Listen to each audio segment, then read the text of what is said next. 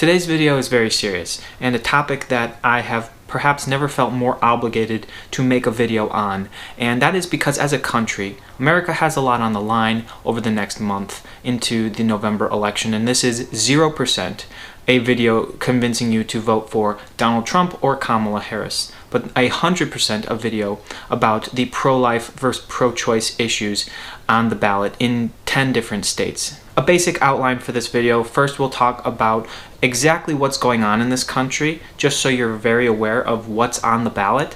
Second, we'll talk about what the Christian response should be. And then finally, we'll end with a little message of hope, because like I said, it's a serious topic, but we as Christians should always be people of hope. Now, unless you're completely out of the loop on U.S. domestic policy issues, you probably know that the Supreme Court, since the last presidential election, has overturned Roe v. Wade, which has been a law of the land for over 50 years in terms of protecting federally the right to get an abortion.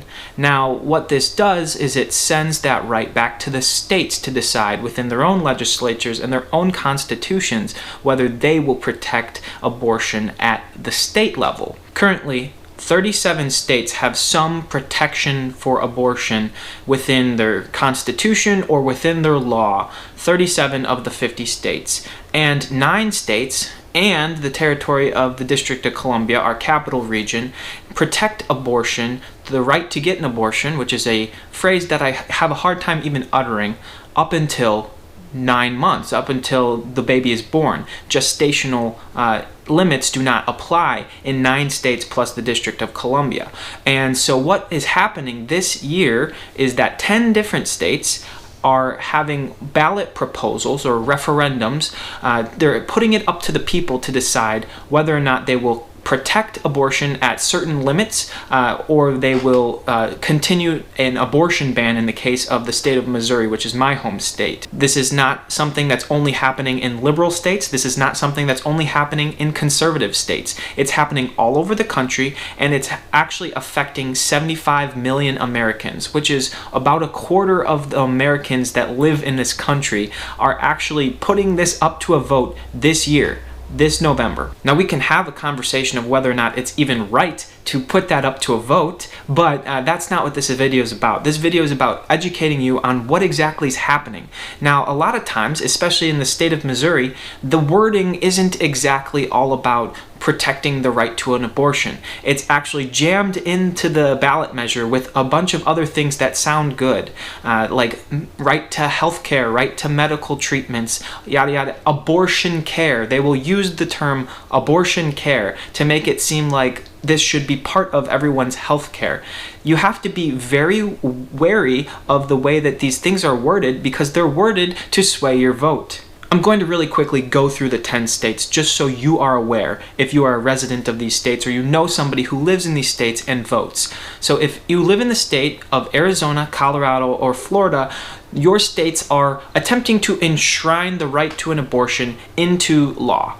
This is just basically putting it into formal wording, and in the case of Colorado, there is no abortion ban right now, but they are basically saying there will never be an abortion ban in our state. In Maryland, Missouri, Montana, New York, Nebraska, Nevada, and the state of South Dakota, those 7 states, the states are putting it up to a ballot initiative to formally amend their state constitution to include the right to an abortion within their state constitution. Now, the state of South Dakota is slightly less severe than the other states, as in it would allow that through the first trimester and then in some cases in the second trimester, but regardless, all of these would formally amend the constitution of their state, so it would be very, very difficult in the future to prevent the right to an abortion or to keep those pro-life issues off of the Constitution from the beginning. Like I said, the way that they're wording these ballot measures is about forming this in a freedom sense, that you have the right to.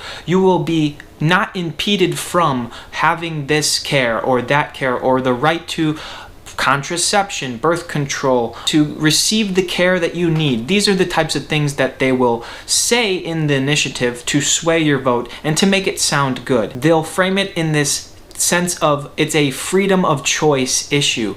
We're trying to prevent any medical interference or anything of that language. But do not be fooled by the wolf in sheep's clothing that these bills are, that these amendment proposals are. Because, going into the second point of this video, we as Christians need to call out this evil and need to prevent it as much as we possibly can. Now, I'm not an pro-life apologist. I don't have all of the reasoning behind this video. That's not what this video is about. I can tell you that as a Christian, I believe that once sperm meets egg and the conceptus has been formed in a womb, that is a human being. It's not a clump of cells. There is no point in which they can think or reason or viably live on their own, that they become a human. That is a human at the point of conception.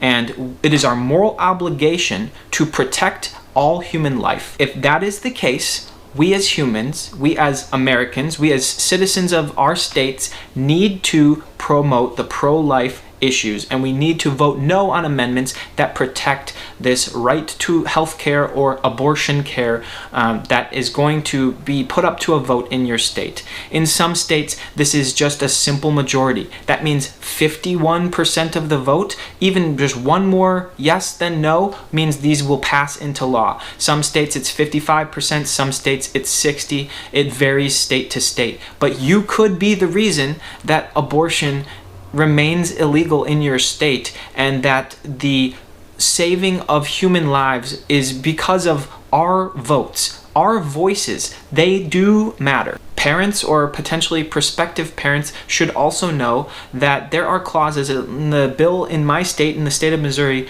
in which if a minor wants to get an abortion procedure done, or somebody under the age of 18 wants to get hormone blockers or different drugs to, transition from one gender to another gender. These types of cares would be all protected under this amendment, and parental consent is not even required. Parental knowledge is not even required. The doctors do not even have to inform a parent that this procedure is being done or this drug is being administered. No one knows better for their children than their own parents, yet parents are going to be completely left off of this process. And that is what we're voting against.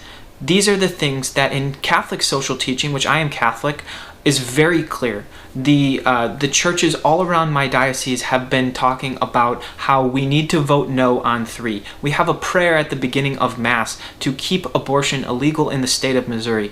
There are things that we need to do, and this is getting into that third part of the video, the message of hope, that the Catholic community, Christian communities, pro-life communities are communities that are built on truth, goodness, and beauty.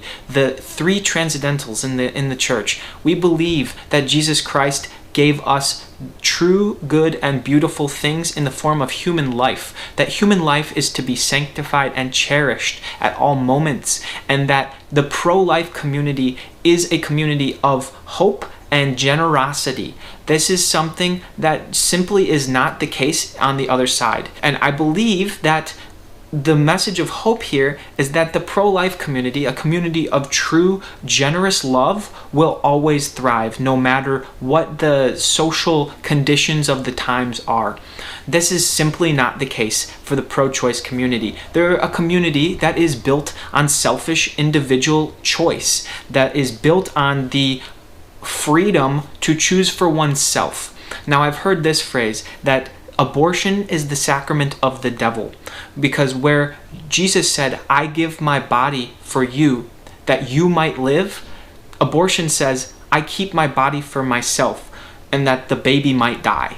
So that is what we have to fight against. We have to fight against the selfishness, the evil that is abortion. We have to fight against the weasel language that is being used to talk about this issue, to sneak it into our state laws and our state constitutions. We need to fight, we need to vote this November to stop this tragedy that is plaguing our nation and that is claiming so many of our unborn children. So I ask you today, in fact, I plead you today to vote to turn down these amendments and these laws, to research more, to tell your family and friends of what exactly is on the ballot, and to promise and to make this promise to other people, to unborn, to the most vulnerable in society, that you will protect life from the moment of conception until natural death. And if you are a person of faith, pray that these ballot initiatives do not pass. Pray that abortion may remain illegal in your state if that is the case. And pray for all the unborn, pray for the new mothers, and for our country. Please go out and vote this November. Thank you for watching this video. Please share it with those who need to hear it. And may God bless you, and may God bless the United States of America.